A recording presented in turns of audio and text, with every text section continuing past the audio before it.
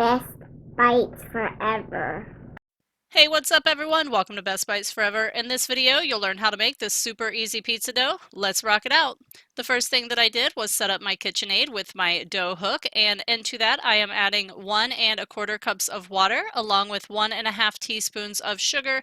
That is going to feed our yeast. I'm adding in 1½ teaspoons of active dry yeast, and if you want, you can let your yeast bloom. I happen to know mine's alive because I just used it last week, so you can pause here and let it bloom for a few minutes or just keep moving on.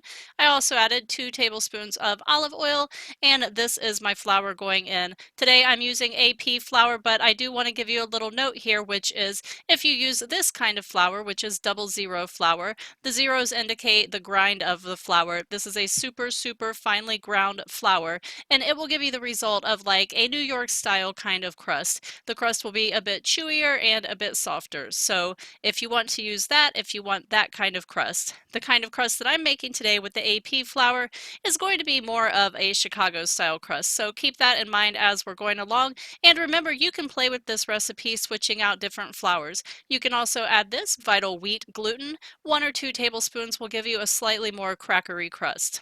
Okay, so moving right along, I added about 3½ cups of flour into here, and on top of that, I'm adding in 1½ teaspoons of salt.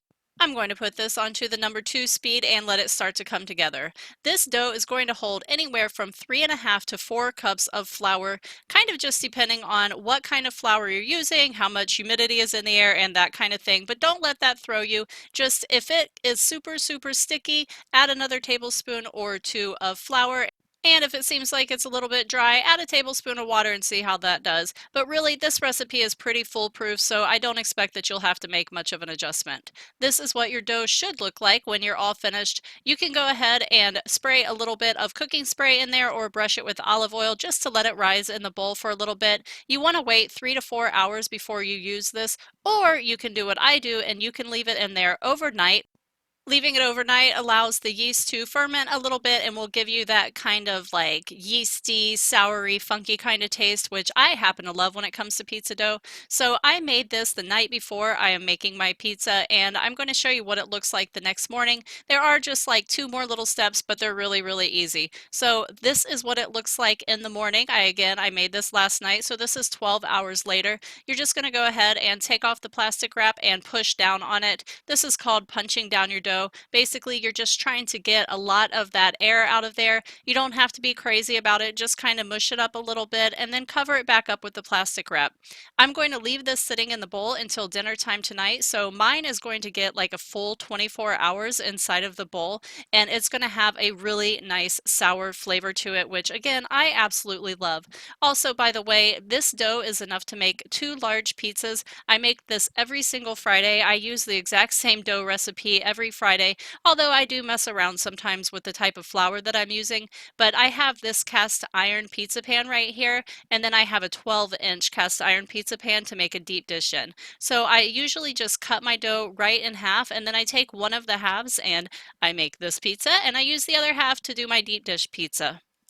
To spread this pizza dough out, you're going to want to have about 2 tablespoons of olive oil in your pan, and then you're just going to push down on it. Don't try like being fancy and flipping it up in the air or anything, because it's not that kind of crust, guys. Just go ahead and push down on it. Don't play with it a whole lot or it will turn into a rubber band and it'll just keep coming back in. Once you're done pushing it to the sides, it should look something like this. By the way, this is going to be a chicken Alfredo pizza, and of course I will leave you a link down below when I put that recipe up. So this is the other pan that I will be doing my deep dish in. Also, I like to par bake my crust, so this went into the oven at 425 degrees for like 6 minutes. That's just going to give it like a more crackery kind of consistency, which I really like. You don't have to do that. Here I'm showing you some of the pizzas, and I will put links down below to the different types of pizza that I've made with this crust. Like I said, I make this every single Friday. We have family Friday pizza night and movie night, so I am always making pizza. This is a great recipe. I know you're all going to love it, so please make sure you give it a try. Also, hey, if you haven't subscribed already, go ahead and do so now, and I'll see you in the next video. Happy cooking, everyone. Bestbitesforever.com